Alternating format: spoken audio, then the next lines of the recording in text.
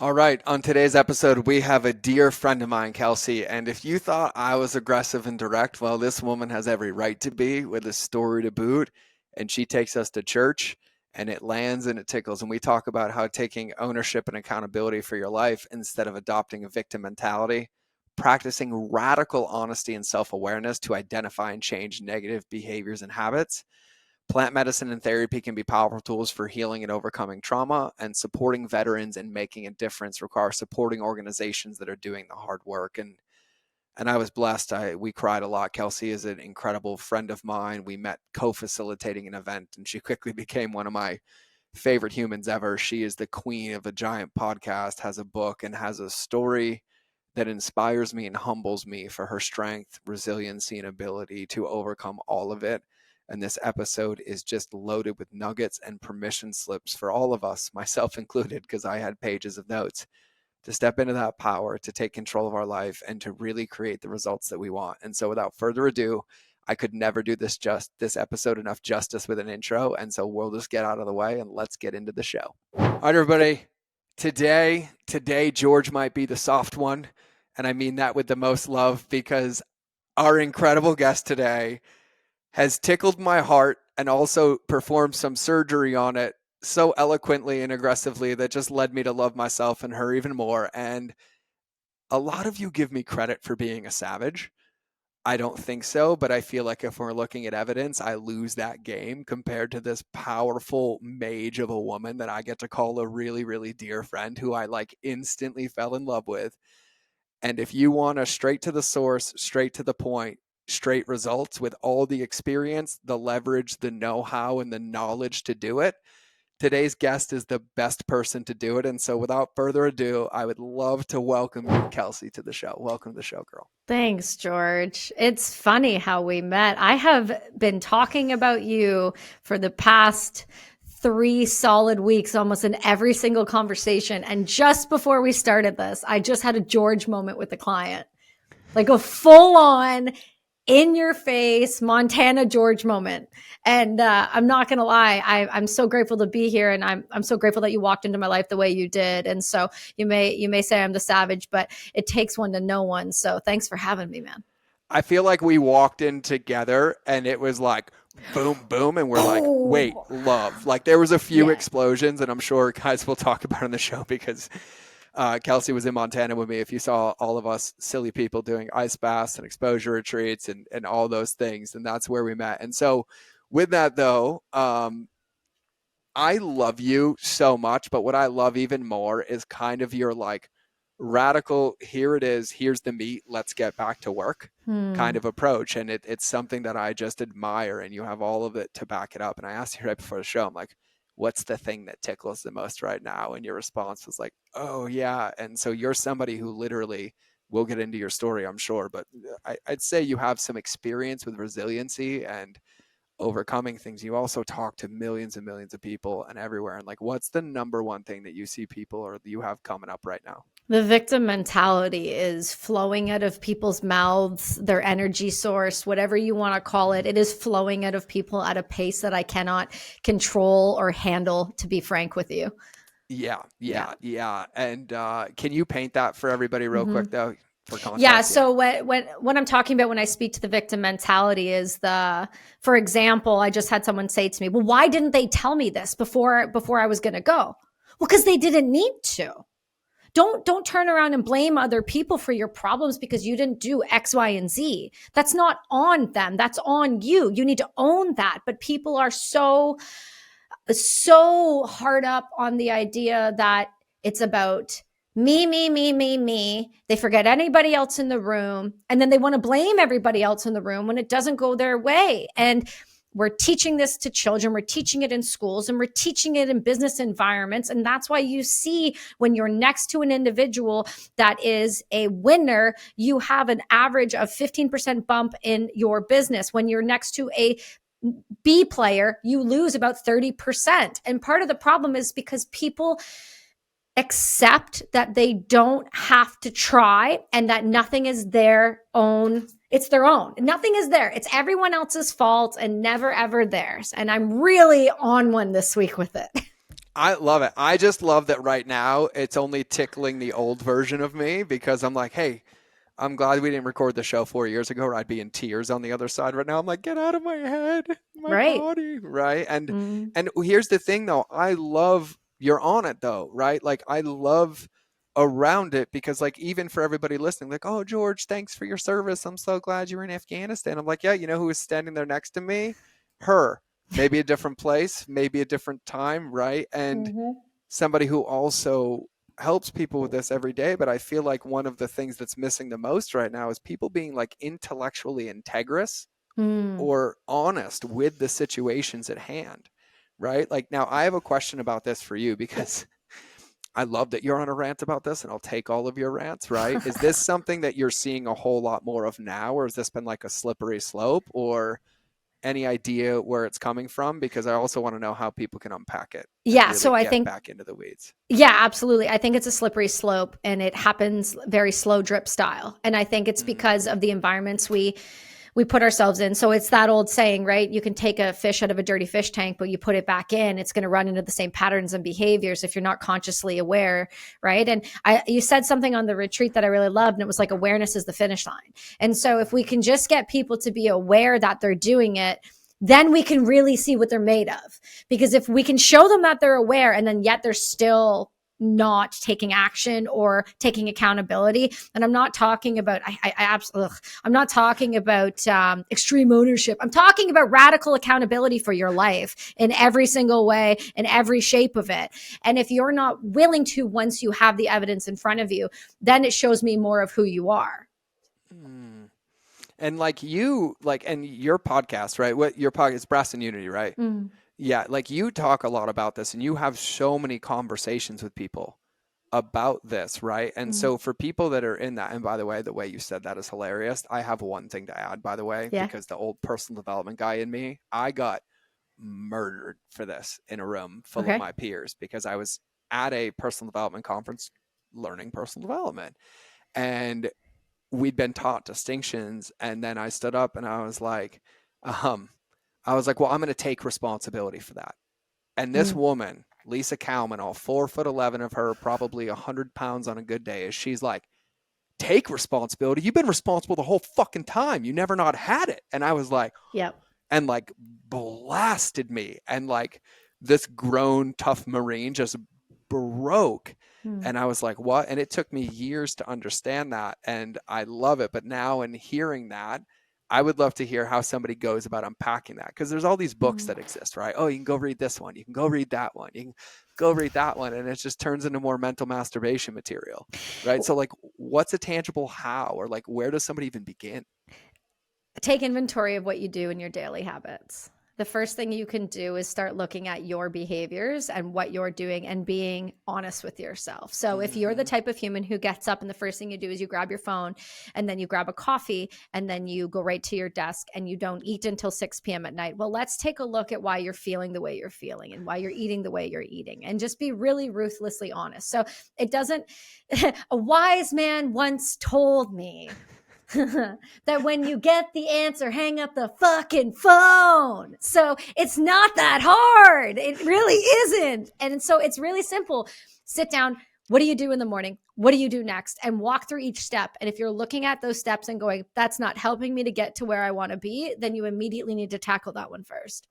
Mm-hmm. Yeah, because this one tickles a ton, and probably the conversation I have the most. It's like I did a podcast on this a couple weeks ago, and it was like the number one way people self-sabotage, but it was either they remain, they react, or I forgot the third one, but it was the remain one that nailed me so much, Mm. like that sunk cost bias, right? Where it's almost like you said it with the fish and the fish tank analogy. It's like if you take yourself out of your environment, but then you change nothing in your environment, or you don't take any inventory for what adjustments can be made, and you drop yourself right back in, all that clarity that you picked up is going to get behaviorally taken out of you, not Mm. intentionally, right? Not intentionally. Like one of my mentors says this best. He said, nobody chooses to self sabotage. We simply behave our way into it. Right. Yeah. And that fish, I actually have never heard that one until today. So like Oh, kudos really? for that one. Yeah, no, I love it. I love It's the it. So best. consider your name full credit dropped every time I hear it so I can have more Yes. Kelsie moments right back. Because, oh, trust me, girl, I've had quite a few Kelsie moments Oh, since really? Montana as well. And I was like, well, Kelsie said, oh, you should have seen Kelsey's face, but I learned how to adjust that one differently. And then I was like, boom, boom, boom, boom. And so it's Good. equilateral both ways. And so with that, and this is something that we even talked about like in Montana. So like you came to Montana, you had your own breakthroughs, you were there, support, Mm. boom, boom, boom. But like I think this is a really good question to ask is like, I watched you get clarity. When you left, how did you go about integrating those pieces in this new fish tank or new fish water? Because I would love to like kind of hear your process. Yeah, it was intense. That weekend was not expected. It was incredibly welcomed, but not at all expected. It was very different. And it was funny too, because I talked to Bon and I remember she said to me, she goes, if George didn't say something, I was going to. And I think the reason when she said it, I kind of got back and I thought about it was it's really hard for people who have never had a brain injury to understand what regulation is like for a brain injury. And so when George said the things he said to me, I could hear them. But if she would have said those same things to me, there's no way I would have heard them.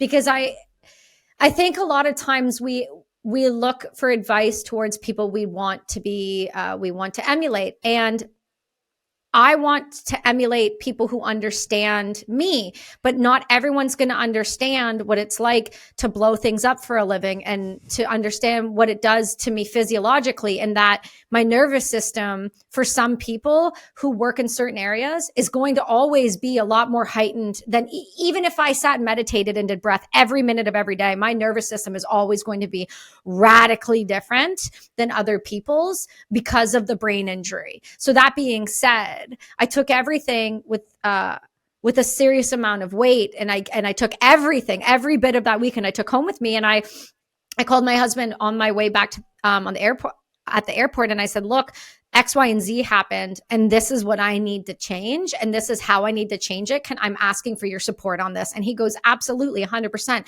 I'm surprised you didn't punch him in the face, though. I'm not going to lie. And I said, yeah, me too, man. So, and I'll get to what I'm alluding to in a second. But so what I did is I came home and I was really hyper aware of behaviors, habits, and traits. And so I immediately made sure that I didn't miss a breathwork session. I immediately made sure I didn't miss a grounding. I immediately made sure that when it came down to sitting with medicine the way I know I should have been, I recalibrated that immediately. So that was a big one for me. And then I just got really honest about my behaviors. Like my behaviors were maybe 1 degree off what they should have been, but that 1 degree after a long period of time can steer you in the wrong direction. And the one thing that I loved that you said to me, and we were having this conversation, like we're in this space, which most people think is really, really open-minded, but it's not always. And I remember I said something and you're like, why are you even complaining about it? What's the point of complaining about it? Just fucking change it. And I was like, yeah, exactly. Just change it. You're right. You're right. I actually have the power to do that. What am I saying? I was thinking small. I was playing small, even though my thoughts were big. The in-between actions, even though I was taking them in a really small way where I know I could have been eating the elephant differently. So for me, it was just making sure that the people around me were aware of the intention I was setting before I even got back, that this is what I was needing from a support network's perspective. And then letting them know that I needed a little time. So like I didn't talk to anyone for 2 weeks. Like I had my neighbor come over and be like, you haven't called me. You haven't done this. And I said, this is not about me. And I immediately went into George state. She's like, but you didn't call. And I said, no. This is not about me. You don't get to put that on me. I said, I'm doing me right now. And I need you to be good with that. Just the way you need me to be good with you when you need me. I need me right now. I didn't have it for you. So I'm not going to show up and pretend I did because it's not authentic. It's not aligned. And so I just didn't. And that was a shock to a lot of people because this was arguably a harder integration for me than any medicine I had ever done. Mm-hmm. Yeah. I 100% understand. And I also thought a few times that weekend you were going to punch me in the face. It was weird because normally I would have. Let me give you an example, team, of what George did. George got down to my 5-foot face which is also 110 pounds, and screamed at the top of his lungs in my face. Let me just preface this with no one talks to me that way ever, ever, anyone ever, because they know I'll hit them in the face. But there was something that was speaking to me the first time we had our interaction, and I hated so much how it went. The that little bit of me that didn't want to be like that saw an opportunity with someone I felt like I could truly, even though I didn't know you, that I could truly sit down with and be like, help me understand what just happened. Because I've been waiting for that moment to be able to talk to somebody that could also understand what just happened, but I've never been presented with that moment because our community is what our community is. And I've just never been given the opportunity. And so that's truly what it was a massive opportunity. And for the first time, I was able to see the opportunity without rage attached. So as soon as you were open to that, it was like I was all in. I was 100% all in because you weren't sitting there telling me, you weren't my yes man. Everyone's the yes man. I needed someone to be like, no, this is what I've been looking for though for years, was like someone to stand and scream in my face and be like, shut the fuck up. They want to be around you, bitch. Stop it. That's what I said. That's what you said. Just so everybody knows, like, where I screamed, I was like, I'm screaming how perfect you are. But here's the thing that you got to know. Like, when I walked in that house, right, like, I live up the street a couple hours, and Matt and Bon are dear friends, and we were co-facilitating and supporting them. But I remember when I walked in that house and you and I met, and I was like, I know that woman. I was like, I know that woman. We might be brother and sister. Right. That both have PTSD and TBI and blank. And I was like, I literally was like, it's me. Like, it's me. Yeah. And we were able to connect. But then, like, we also had, even in the conversation, like, we just kept talking to each other or bumping around each other and then picking up these little pieces. But there was always this, like, this thing that clicked where I'm like, I get you. I get you, right? And one of the things that I love about you is how so radically honest you are, but also, like, when you speak, it's because you see something. And I'm like, I go to bed at night thinking, like, what if that thing I would have said would have been the difference? Right. 1,000%. Right? What if in that moment it was like, boom, and this took time, but I don't want to be thinking about here yelling at people. I do that too. But typically I do that in public audiences to offend them, to get more people to listen to the keynote. And then in private audiences, I'm more teddy berry. And so, yeah, but it's what I needed. I needed someone to get down perfect to my level and look me in the eyes. And you were doing it from a place of love. That's the difference between you can yell and raise your voice at someone out of a place of love, like I just did to someone, or you can yell out of a place of anger and frustration and a place where you're projecting what's going on inside of you. And I think, and I may be wrong on this, but I think when we met, I tickled the living shit out of you in a way you hadn't been tickled in a long time. It's been a long time, but I'll tell you quite blatantly what happened. I remember it so vividly, and I was like, God, I really, really like this woman, and I enjoy talking to her, except I don't get to talk. And I was like, whoa. And like instantly in my body, I felt like there was a disservice to the world happening because I just wanted to listen to you. And I was like, I want to hear what you got to say. I want to hear what you got to say. But it felt like I was getting bounced around in a pinball machine. And I was like, what's going on? And then finally, I don't even think I knew. I think my words were just like, yo, where are we right now? Yeah. Like, where are we? And then it was after that moment that both you and I started like presencing in to each other more. Right. And yeah. And then when you see somebody you love, right, like, I was so interested and I loved hearing you share. And like, even particularly like when you speak, like speaking into other people, when you reference them. And I noticed the quality of how you spoke about other people. And then you start to recognize where people end up in a paradox and like, no, this woman is walking hard. Like, she knows everybody. I watched you walk around that house and talk to everybody, touch everybody, engage with everybody. And I was like, I can tell by how she operates. She just wants everybody to feel like seen. And get it and like stand in their power. And I felt it. And then I was like, I don't even know if she knows that it's received this way sometimes. or that it can be taken that way. And so I was like, Mm-hmm. and then what it was for me, Kelsie, is it was me, right? It's me. It's my number one shadow in wanting to always have space for people Mm. and forgetting what it feels like to be on the other side when I was like, God, I'm interested. And then I was like, oh, and then I was like, but you probably said the same thing to me 8 ways from Sunday, just in different language throughout the week. You tend to use no words and they land so much more because your looks. It's my face. Oh, girl, I know. we could make like a dictionary of Kelsey's faces, Oh, and it's I so am bad. so here for it. And if we could automate some gifs for the iPhone and Instagram, I'll start using them on stories. But you're Oh. also with that too. It's like I think for me personally, in navigating life like we've navigated, I got so used to being broken and sick and tired and having to explain myself.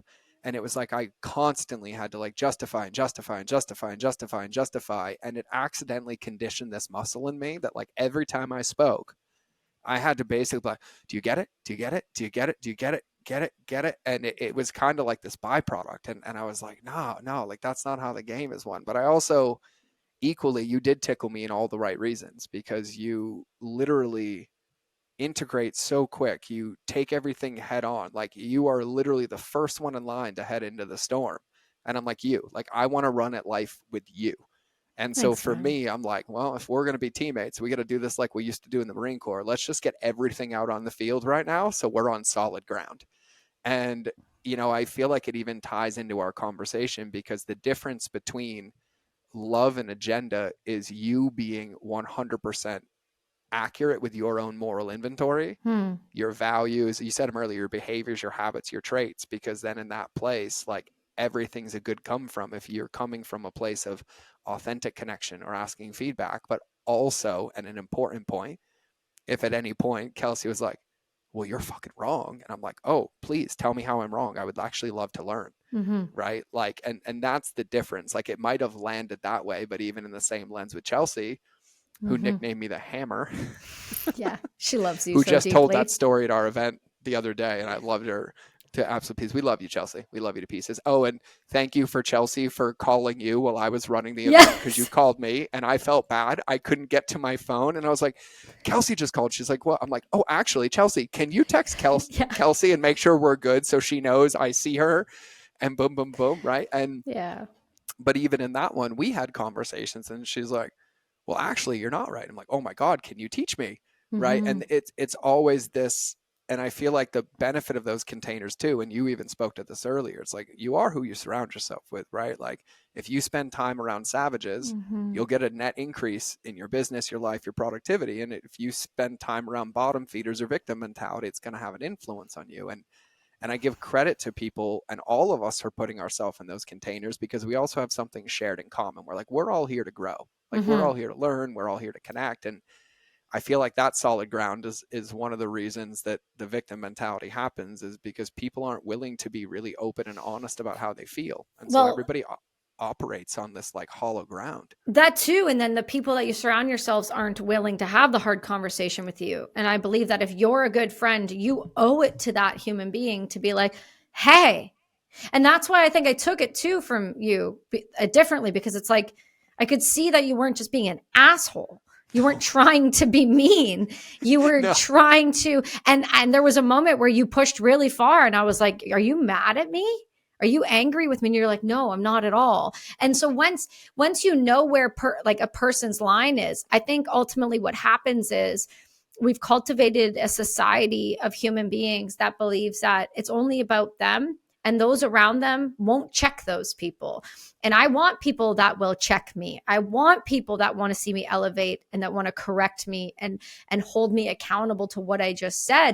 I don't want anyone. And I've cut, oh God, recently, everyone, the amount of people I will remove you if you are a yes man. I don't want, nor do I need that. I need, hey, maybe the way you said that was a little out of line. Or, hey, maybe the way that you spoke to that person about this topic was maybe a little more insensitive. Okay, well, I'm going to tell you why I came at it that way and that way. And if it still seems that way, then great. Tell me how to fix that. Because nobody wants to be anything but the best version of themselves. But the problem is we've become insanely complacent.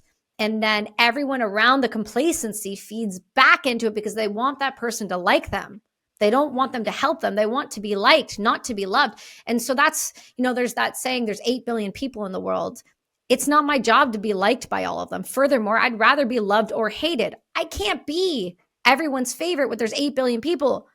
I'm not a chameleon. I'm exactly who I am. And if that rubs you the wrong way, I'm your mirror, right? That's it. It's not my problem. It's not about me. It's not my business. But I'm here to help you with it. Like, oh my God, I love this so much. Oh, I could do like a 20-hour podcast with you and just drop quarters in you. I'd be like, Kelsie, Kelsie, Kelsie. And, just say when. Say when. Well, we're doing it right now because this will be one of many, and I'm sure it's going to continue. And I'm like, and Kels, because I love it. And I do have a question. This might make sense because I know for me, right, and everybody on my show kind of knows my story. They know my Afghanistan. They know all of that stuff. But you said something at the beginning of the show that's going to make me emotional right now. I don't think I've ever articulated what it felt like to be feeling helpless, like none of this work works, like the modalities, the therapy work, the things I was doing, right? But wanting to be in with everybody so bad and then feeling like nobody got it. And I'm like, no. Like I had 7 traumatic brain injuries in 2 years, right? Like, there's people in the same bucket of me that still haven't regained function and memory, right? And like, I forget about that. But when you said it, it like tickled, like it tickled bad because there's like these invisible hurdles that nobody else can see.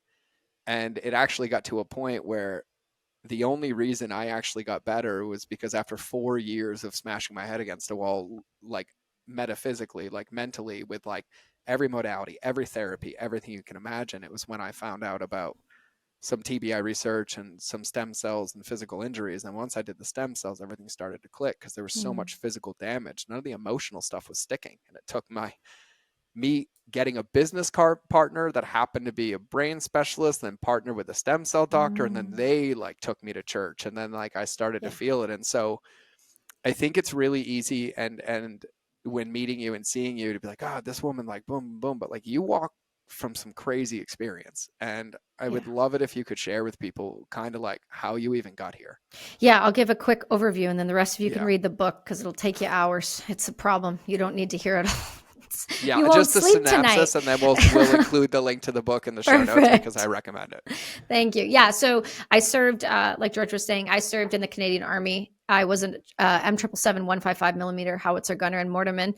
But then I worked with the 101st out of FOB and FOB Ramrod in Afghanistan. And then I was borrowed by the British Black Watch and 3rd Scott Battalion to go run and gun with those boys and be... Before CSTs were CSTs, we were just called female searchers. We'd take the women and kids, put them in a room, and we'd search them. And so I was on an operation in 2009 in the Panjwad district with the Brits when everything went as wrong as it could. And I was not prepared, trained, or ready for any of what I had to witness and be a part of and do, but I did, and I'm here.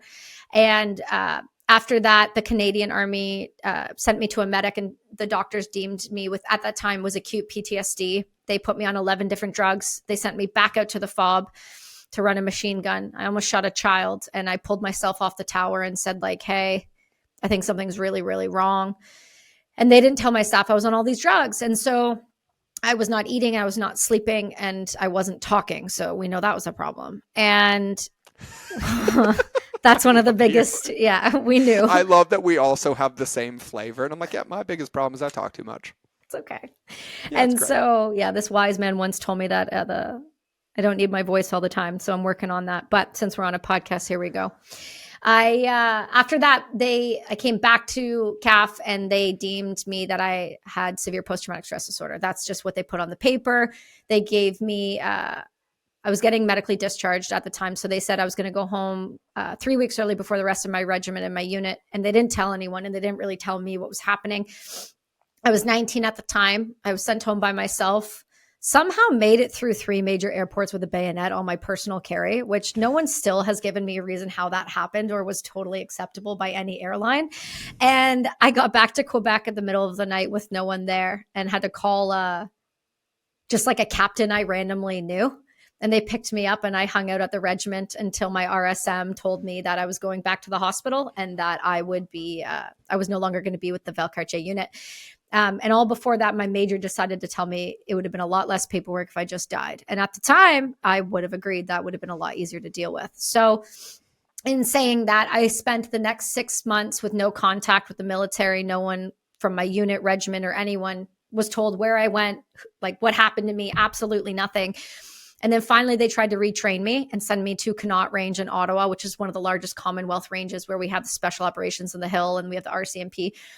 And they decided to have me clear ranges, which was a terrible idea. It didn't go well. And sure enough, I got med boarded out in 2011 at the age of 21 with post-traumatic stress disorder. And I'm sitting at 92% currently. After all of that happened, I went through a very intense period of suicidality, probably till 2015, 16, where I was in treatment weekly on 11 different drugs and nothing was working. I had the best doctor in Canada. He was, and he still is, my treatment doctor, Dr. Greg Passy.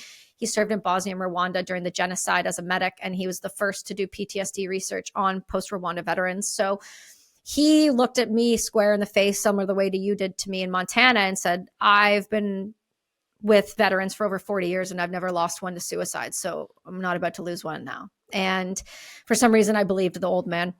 And from then on, I did everything I was told: exposure therapy, medication, EMDR, like you name it. I did all the things and nothing was getting better. And it was obnoxious at this point.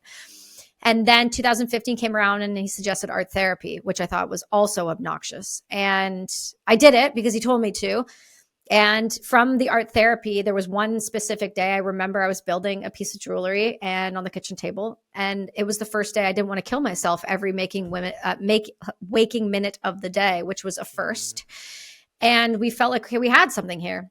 So I started building jewelry on the kitchen table and it slowly turned into this company. And in 2016, I met with Kevin Hart and he gave me the best piece of advice I had been given at the time. And we took it and then we incorporated. And then a year later, we were on every major celebrity. We were on Ellen. You name the people, they were wearing it. And this business just kind of, and my new purpose, right? So it was less about a business and success as more it was our veterans are coming out with a lack of purpose, direction.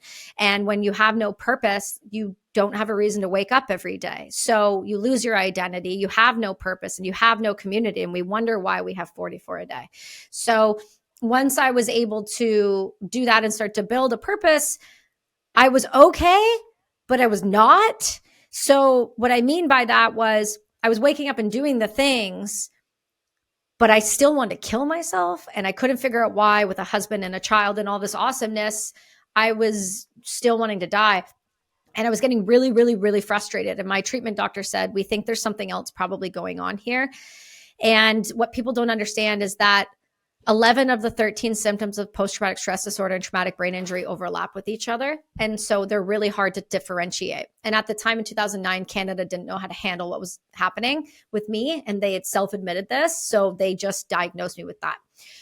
So I had gone a decade with an untreated traumatic brain injury. And the only reason we caught it was because my husband had one that got so severe that his entire body shut down and he collapsed one day.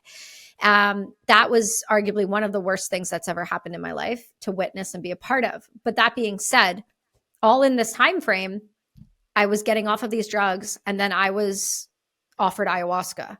And so in 2020, I went and sat with ayahuasca for the first time. And it was the first time I was in a community again. It was the first time I was around other people like us. These guys were all Blackwater, ex-Rangers, you name it. And I was the first time I felt seen again. So we're working on a moral injury there. The plant medicine was helping not only the neuroplasticity in my frontal lobe that was already turned off and not working, but then it was also giving me an opportunity to go sit and heal in the divine with the relationship that I had lost so dearly, which was this connection to source, God, you want to name it, whatever you want to call it.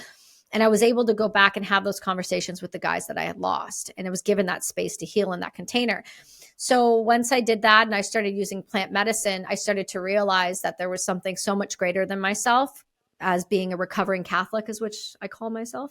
And we really came to a head when Brady collapsed. And once we realized that there was something else really severe here, we had done everything we could in Canada and no one would treat him during COVID and no one would help us. And they kept telling us it was mental health and it was not. He was deteriorating rapidly. His body was falling apart. It was horrific to witness. And then a ranger buddy I saw on Instagram was at this brain clinic. And I was like, what is this? And then I looked at my husband one day and I just had this like right in my feelies. I was like, it's your head. And he looked at me and he's like, you think? I'm like, we've done everything else. It's your head. And sure enough, we called the treatment facility. And after we couldn't get anyone in Canada to treat him, we called on a Wednesday and he was in Texas on a Sunday. And from then on, the head of Defenders of Freedom sat down with my husband at the clinic because they treat veterans there and was like, are you Kelsie Sheren's husband? And he was like, yes, ma'am. And he's like, we think she has a TBI. We've been watching her show and she looks concussed all the time. And sure enough, they said, look, we don't fund Canadians, but we're going to get special permission. We want her to be our first combat female we treat. And so they brought me down to Texas and they ran me through a 2-week program. And sure enough, I had a severe TBI and I had no frontal lobe. And there is a reason why I wasn't getting any better. Invisible injuries. So like hearing that whole thing in that one thing instead of picking it up, like I'm covered in goosebumps because we walked the identical path and almost when you got MedSept, my board started. And so same time, same story, same like it would have been easier if you died. I got sent off to some random place on Pendleton with one person above me. Nobody knew where I went. Every ounce of it. And then my art was the food blog. Right.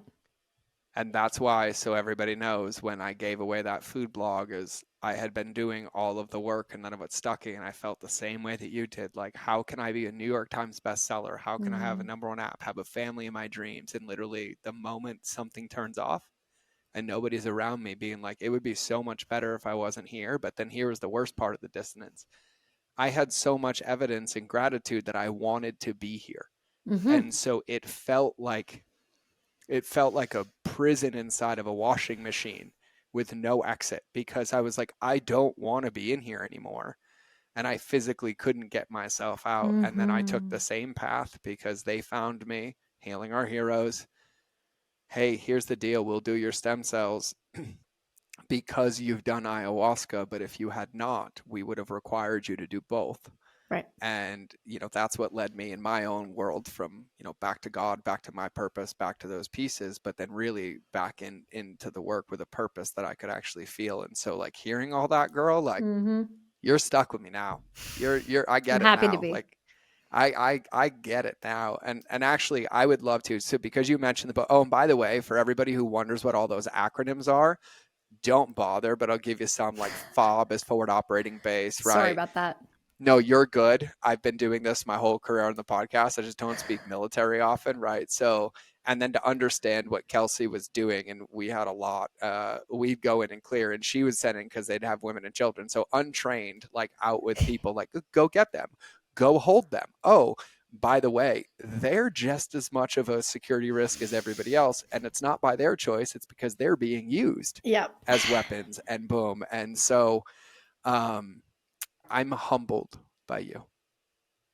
I'm humbled by you. And I am honored to call you a friend. I received so thank that. you for walking the walk and being who you are. Like, thank you from the bottom of my heart. You too, man. And it was really easy in Montana when you see your sister to be like, I'm going to say exactly to you what I needed to hear in this same moment, which is like, I selfishly want all of you. Personally. Because it feels like I pick up so much strength in just how you walk and how you navigate and where you go and the speed at which you go, but the depth that you create. And like, I love how quickly you're like, oh yeah, Kevin Hart gave me the best advice. Like Miss New York Times Square over here on a billboard. You know what's Sirius really funny? XM radio. Yeah, tell me. You told me, so I only posted that because you told me to. I know. And that was a complete surprise. And you know what really saddened me about it? Is I feel like there was 2 reasons you were telling me to do that. And maybe I'm wrong. Maybe I'm wrong. I love this. Let's go. I want to Okay, maybe I'm wrong. But it happened just the way you knew it would. people will only support you until your light outshines theirs. And I saw it in that moment exactly who those people were. And I hated it so much. It's one of the least liked, least, you name it. The second I was in New York Times Square. Yep. Woo, that was fun to witness. Yeah, well, sometimes we have to do inventory on the environment around us as well. Yeah, but I didn't expect it to be the people I thought it would be. Yeah, that's what happens. Yeah, it was really troubling. I'm not gonna lie. It's definitely caused me to do a few. Yeah, and I think again, we get these opportunities. Can I pause you real quick? Yeah. Because that felt like a really good moment to share something with Okay. you and everybody else. So there's this incredible clip of Mike Tyson. I'll put it in the show notes for my team. It's 1 minute and 11 seconds. And I think it's a very, very valid point to what you were sharing. And even earlier when you were talking about your neighbor, where there's a very big difference between choosing to have boundaries and containers out of self-awareness, self-integrity, and self-respect, and then accidentally changing our habits, behaviors, or traits because of what happens on the outside of us, right? And Mike Tyson is sharing this so eloquently. He has a rapper on a show, and the guy's he's just riffing. He's like, "I made it, man," and he slips out. He's like, "Yeah," and like, I got out of the hood, but I cut them out. And Mike Tyson interrupts him and says, you lost. The devil just became your master because they changed your behaviors, and they're the same." And every time, 1,000,000 times, no matter how many times I watch it, it just tickles every single time. And it's just a stark reminder, because the other side to that is you don't recognize that you were just the catalyst for their change, as long as you remain constant, consistent, and congruent as the example, just like we both fell into the same traps and have numerous times until somebody showed us another way. Well, that's it. People just need to be shown another way. And I think we're living in a world that even collapses down the beginning of this, right? What's the number one thing that happens when you're in victim mentality is stagnation, right? It's absolutely impossible to show anybody, because you're not even showing yourself or giving yourself the evidence that you've tried something different or done something. And I was on a call the other day and I was like, do you think there's a pause button in life? And they're like, no. I'm like, what you haven't realized about like the slope of life is that when you're making progress, you're going this way, because this is monotony. This is not what we're after, right? Like, this is a slow death, because if you run a mile every day at the same pace for a year, your body doesn't get stronger. It gets weaker because it adjusts to that mile, right? Like, we're human beings. And I'm like, if you're not watching this on video, my arm is up at a 15-degree slant just so I can hit you with audio. And I was like, the problem is that every moment of doubt, we think we're pausing, but we're actually sliding backwards, and we're convinced that we're staying the same, right? That victim mentality, that boom, like, and even for me and you, the biggest thing that was missing is when I would ruminate and get all of that, I was so intense and so used to being an operator that it was like, it felt like I couldn't start anything. But then the moment I would, like, everything would unlock. And so you got to remember, when you pause, when you're in doubt, when you're in anywhere, you slide backwards, right? This is why I say the devil's in the details, because the details create doubt, and doubt creates inaction. But doubt is not an invitation to stop. Doubt is an invitation to learn. Exactly. Right? That's when you have to. It's a permission slip to try something new. It's a permission slip to swing a way you haven't swung before. It's a permission slip to say, and by the way, I skipped over this when you answered this, but I was like, how did you integrate? If I had to give a quiz or a class on like how to do it perfectly, like, you nailed it. Like, you pre-framed your entire environment before you went home from a place of self-awareness and like, hey, here's what I need, here's where I'm good. And they're all like, hell yeah, heck yeah. And so like, I just had to call that out for a moment too, because I think for a lot of people listening, I think we undervalue the power of space.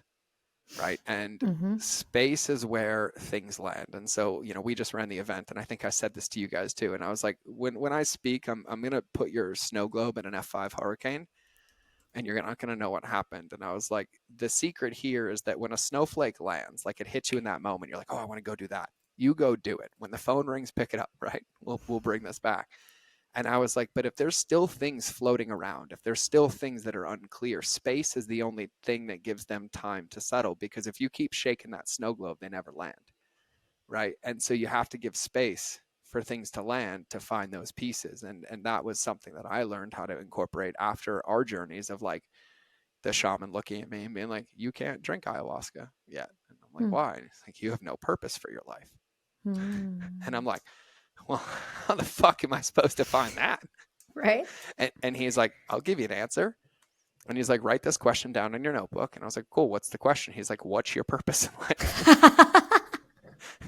And Brad, that's not his shaman name, but that's his name, Brad. And I was like, I like Kelsied him. I'm like, I'm going to punch you in the face. Like, do you recognize that I'm here because I want to kill the world, burn the ships down, but don't want to do any of it because I really want to be alive and it feels like the best option is death and I am so lost. And then he so gently changed his energy and he looked me right in the eye to eye, and he said, George, it's really, really easy. You've just never been quiet enough to hear God's whispers. And what it made me remember, Kels, was every one of those moments in Somalia for 13 months and Afghanistan. Like, I was in Somalia for 13 months in 2004. Okay, fuckers. So like, phones didn't exist.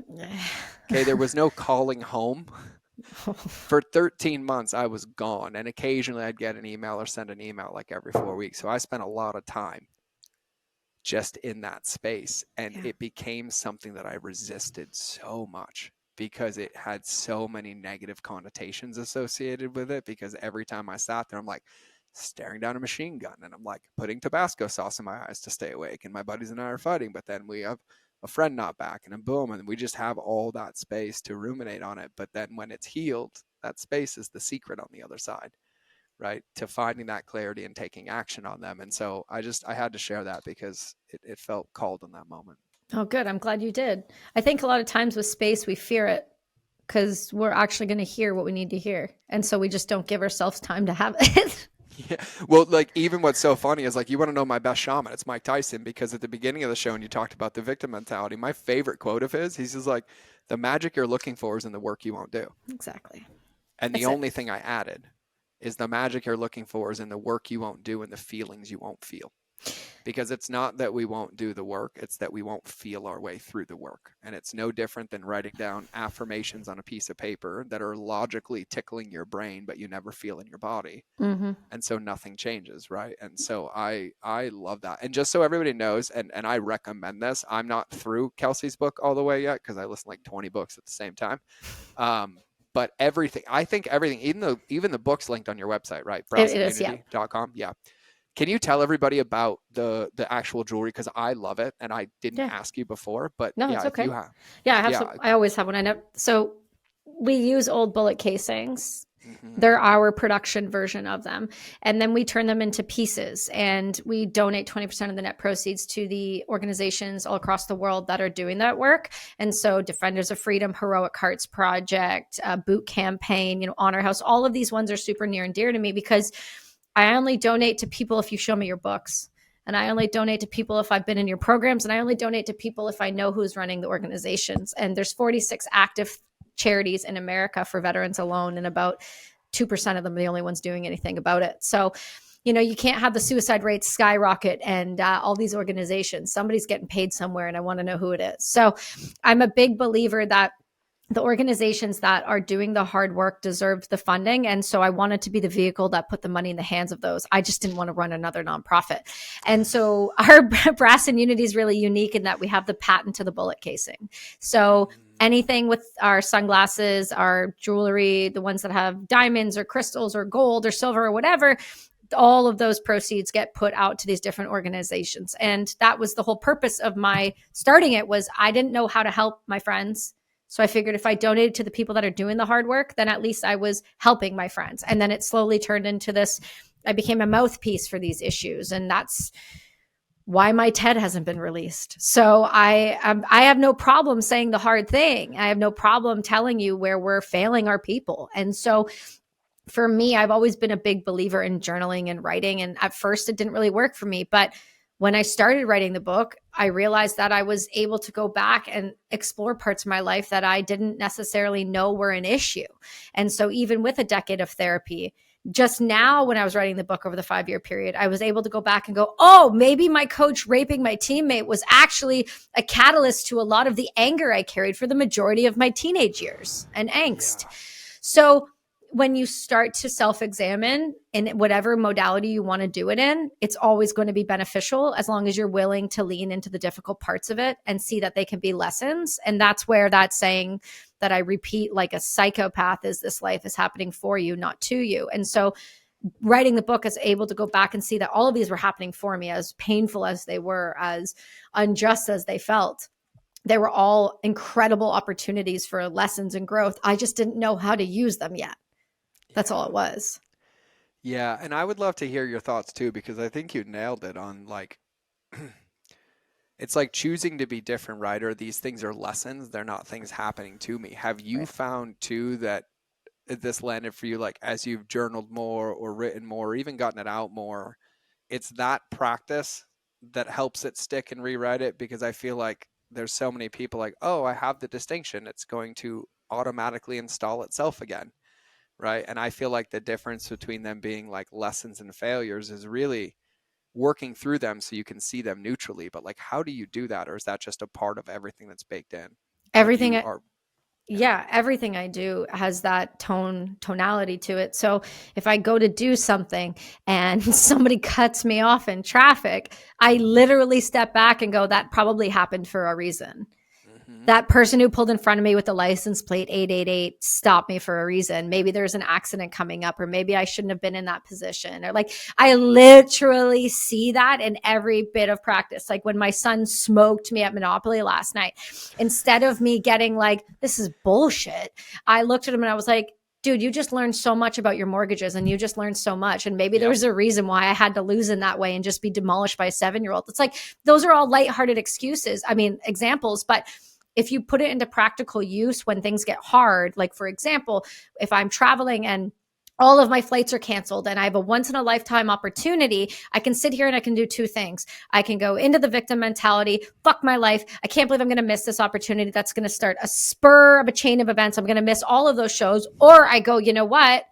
It probably happened for a reason. Let me go get on the phone and talk really nicely and calmly and kindly and ask that lady on the phone, hey, how are you doing today? And they're going to help me find a flight and they're going to get me to where I need to be. And sure enough, 99% of the time when I come out of that mentality, every time it happens. So Mm-hmm.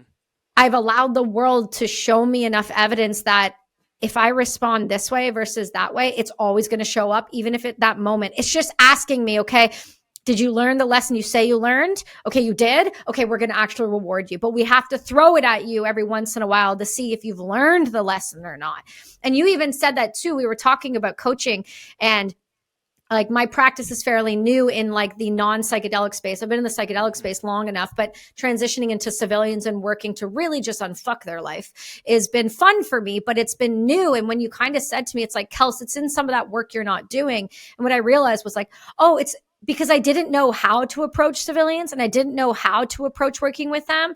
And so maybe that's why people didn't realize I work with them. I just didn't know how. And so when you said that, it was like, okay, I need to go figure out how better to market myself to those people, because I've just always been leaning on what I knew, not, what I was, not what I am. And that's the thing about the veteran space. And I'm really, really clear to say this any opportunity I get. Stop resting on your laurels and what you did 10 years ago. That is a part of us. It is not all of us. And we are so much more if we give ourselves the opportunity to show up as that. But if we keep dancing in the past and we keep one foot in the past, we will never get to where we want to be in our future. And so we have to stand 2 feet in the present and understand that you can honor that past, love that past, have it there, but it doesn't have to be all of you. It can be who you were. It's not who you are. They're radically different. Oh yeah, I just have gratitude for that version of me getting me here because Right? I'm like, we didn't know. We didn't know, You don't know, you right? don't Like know. you don't know what you don't know. Like it's the greatest gift ever to then know and be able to make adjustments. And I feel the same way. I mean, and I'll say this to everybody on the show. People ask me all the time, like vets, like how do you support vets? I was like, number one, stop placating them. That's it right there. Stop Number one, feeding in. stop feeding in. Stop feeding in. But number two, support does not look like sending money to organizations that don't support. It doesn't look like some of those things. It means having conversations and supporting people who are doing the mission. And like I will support Kelsie all day, every day, because that level of filtering, she nailed it, right? Like go look up the stats for Susan G. Komen, right? Breast cancer, boom. I think it was last time I checked, less than 3% of the money that has actually come in goes to the charity, and the rest is everything else that goes with it, right? And I'll also say this, and I'll say this publicly on my podcast.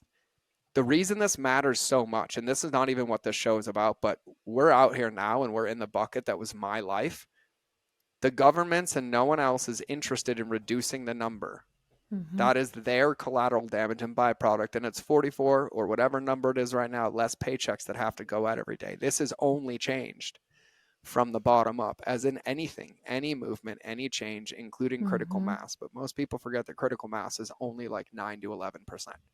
It's not the entire country. It's not the entire world, but it's actually taking everything that you've talked about today, including not being a victim and having an issue, but understand that typing on a keyboard doesn't create seeds in the world. Right. You can type on a keyboard to get ideas and get feedback, but you got to get off that keyboard to go put some seeds in the world to get it. And for my vets listening, I love you to pieces, but let's not pretend the entire time we were in the military, we didn't joke about the fact that they were never going to take care of us. They never took care of us then. And we have to advocate and fight when we're on active duty. But then when they get rid of us and they don't see us anymore, that they're going to somehow magically come out as unicorns and solve a crisis that seems like a crisis to everybody on the outside in, but is part of the military industrial complex from the inside out, and a big game of risk. And so if you want to know how to support people like Kelsie, support people like Brass and Unity, give more power to the people whose voices are being used to cut through all that bureaucratic bullshit, or use yours. But it really, really starts by like advocating and doing things that get to be different. And like, you'll hear it here. I'll tell you the difference it makes when you actually, like, instead of thanking somebody for their service, like asking them how they are.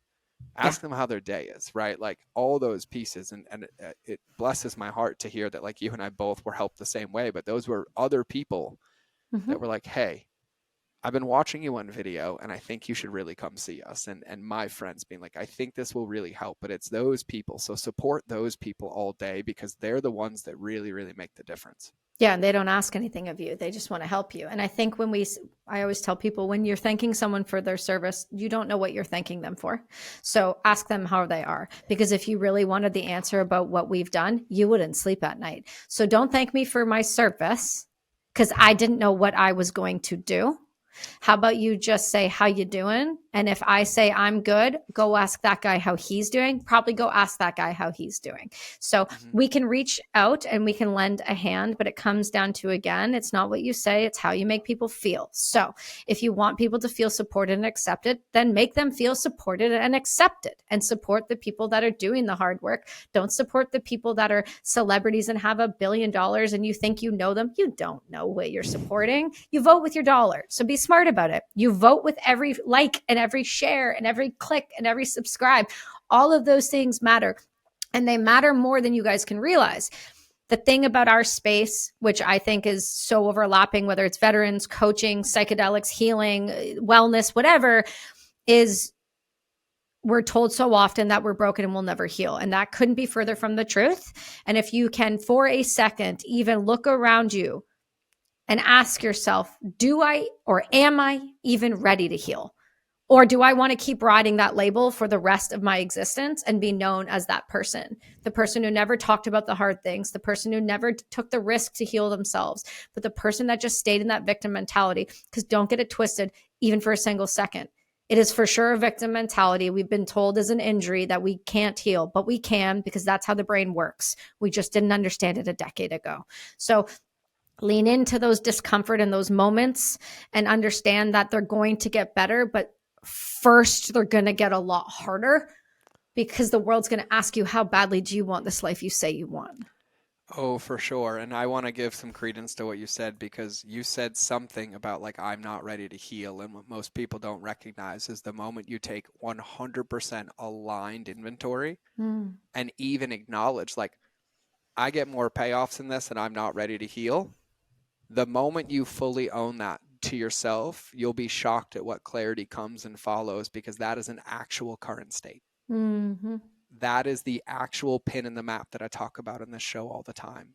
It's not that the world knows. It's that you know when you look in the mirror, because that gives you a 100% accurate pin of where you are, which then gives you a solid canvas and solid ground to mitigate that. Because even Mm. from that place, you're like, well, why don't I want to? Or maybe this, or what would this look like, right? And it takes time, but I also think to add even so much on, and I'm going to give you some more kudos, but if you listen to how Kelsie shared the story about how she vets, what she cares about, how much she protects the brand, wants the brand to represent the values, going so far as like, I need to be in your programs and be in your book.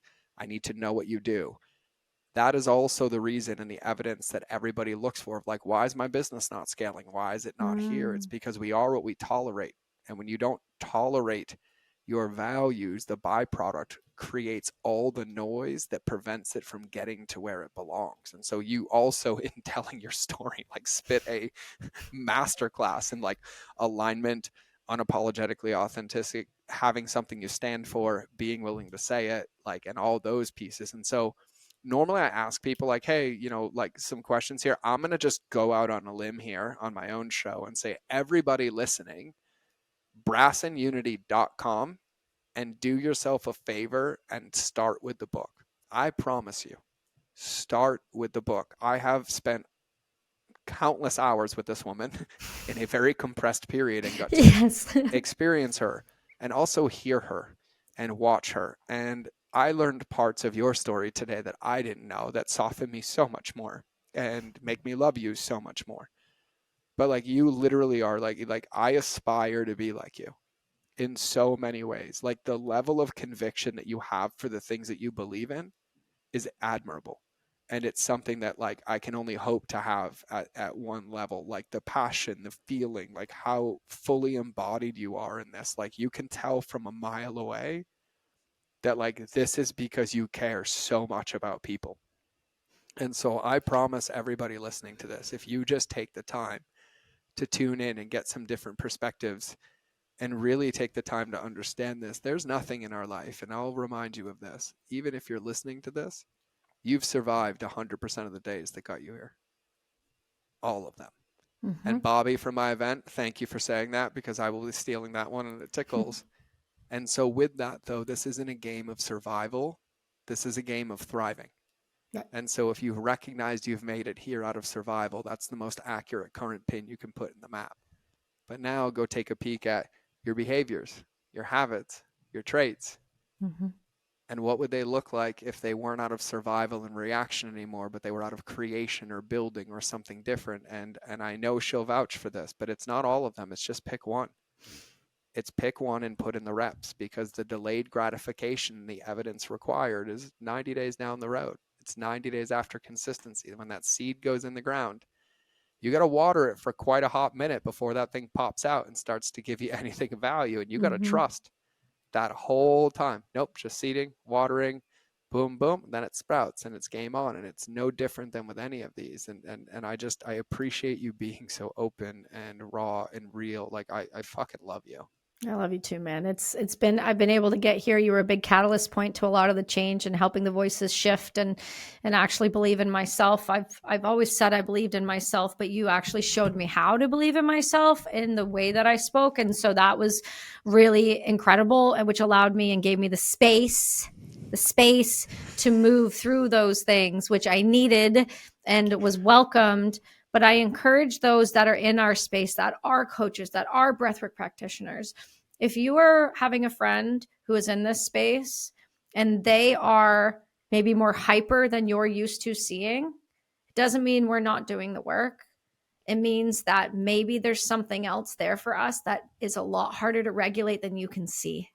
And to trust in that we are always showing up, if we are coaches, to the best of our ability and giving you everything that we have, and that it doesn't really matter what it looks like on the outside. You have no idea what's going in on the inside. So hold compassion, have empathy, but also be willing to say the hard thing when you see the person has the space to accept and be willing to receive. So you did that for me, George, and I'll always be forever in your debt for that. I think the last 6 podcasts I've been on, I think I must have quoted you at least 2 to 3 times in between.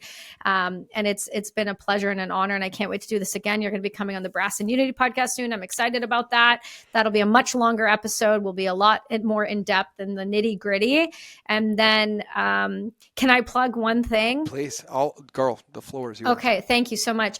I'm taking. So I have the clients I have, but I have a problem. I'm kind of at 100% retention rate, but I have room for 5 more people, and then I'm done for the year. And so I'm putting this out there, and I've never done this on a show. I'm putting this out there that I have space for 5 more people in my life, and I'm taking the risk, and I'm jumping full face into the deep end here, because I not only know that I'm really fucking good at this for the first time in my life, I have all of the evidence around me and the people to tell me otherwise. And that comes from George, your amazing soul, showing me that I can be as ruthless as I am and still show up with love and compassion. As long as it's always coming from a place of love, it will be received as such, just the way you did, even though you yelled in my face. And I will never forget that in those moments, for that amazingness around the fire when I went and you looked at me and you said, shut the fuck up. And I was like, I just want to be around the fire. You're like, why do you think we're standing around the fire right now? We're going to burn this bitch to the ground. And I was like, let's go. And then I wept uncontrollably for a very long time. We cried. Kelsie and I probably clocked hours of hug time together. Like hours. There's so many photos of us in between facilitation, and I'm just holding Miss Kelsie, and she's also holding me. And the one thing I'll say about the yell is I'm so, like, you get to be so fucking proud of yourself with this whole show, but also like I'm like gloating over here, and I love you to pieces. And for everybody, I also know the language Kelsie speaks, right? And it's one of my jobs. And so you knew. Kelsie will also tell you, when I got to that event, I sat very quietly in corners for most of the event. I just watched and watched and watched and watched and listened. And I don't talk about this a lot, but I love people more than anything in the world. And I look at every human in front of me and I see nothing but perfection, and they just forgot. Or people put outfits on them over the years that they think are their own, and they don't really realize that naked's the best outfit they own. You were born in it, you're going to die in it, so you might as well live in it now. And that's what I see. And if it takes a scalpel, it takes a scalpel. If it takes a fucking jackhammer, I'll get the outfit off. And if it takes me like literally ripping you out of 100 t-shirts as forcefully as possible, I want to know that when I put my head on the pillow, I don't ever have the doubt of like, if I had said that, would something be different? And so as long as it comes from fierce love and the best intentions, right, you really can't lose. No, and you so can't. Surround yourself with people that love you, like really, really love you, because just as much as I equally yelled at Kelsie took my feedback and used lack of words and gave me many, many, many return lobs that also tickle. And I'm like, thanks for the reminder. Thanks for the reminder. Thanks for the reminder. Thanks for the reminder. And so, oh man, we're going to be doing this again, probably multiple times. Say when. For everybody listening, I would highly recommend you go check out their podcast as well. I will be on it soon. We'll probably be doing it in April, but the easiest place is brassandunity.com. The book is there. The podcast is there. My only question for you is, what's the best way for people to contact you if they want to raise their hand? KelsieSheren.com. KelsieSheren.com. Can you spell that for everybody? KelsieSheren.com. And then we'll make sure we put links to all of these in the show notes for everybody, so it's really, really easy for all of you guys to find. And so, girl, I appreciate you. Thank you so much for today. Thanks, dude. This has been awesome. I can't wait to do it again. Oh, thanks, me too. Holmes. Me too. I'm even more jazzed now, and both of us have hard stops because we have kids on spring break and school projects. And so if you guys want the behind the scenes, that's why the show is ending. And you're probably all going to say thanks for not going for 4 hours, George. And so we will be back. Kelsie will definitely be back for round 2. If I have my selfish way, I will find a way to do it in person. And then I'll be on her show soon too as well. And so I just feel in my heart to give a stark reminder that if it tickled on this show, let this be the permission slip to try something different. Just one thing. Just one thought, right? Don't wait anymore. consider it signed by George. And if it doesn't work, DM me and you can yell at me all you want. And then I'll write you another one. And then I'll write you another one. And then we'll find the one that works. And then we'll keep going. But let Love it. today be it. No more waiting. No more yesterday. It's now. And Yes. one of my favorite things that Stephen Furtick ever did is he showed the power of a period, because you can say it's done now, or you can say it's done now. And let's make today the day that it's done. And so if it tickled, take it, put it into practice, and go enjoy the fruits of your labor. Just don't forget to keep watering the seed consistently till it sprouts. And remember, the moment you stop tending to the garden stops growing. And so keep tending to the right place. I love you all. We will either see you in the next episode or you will hear me in your earballs. But either way, we're out.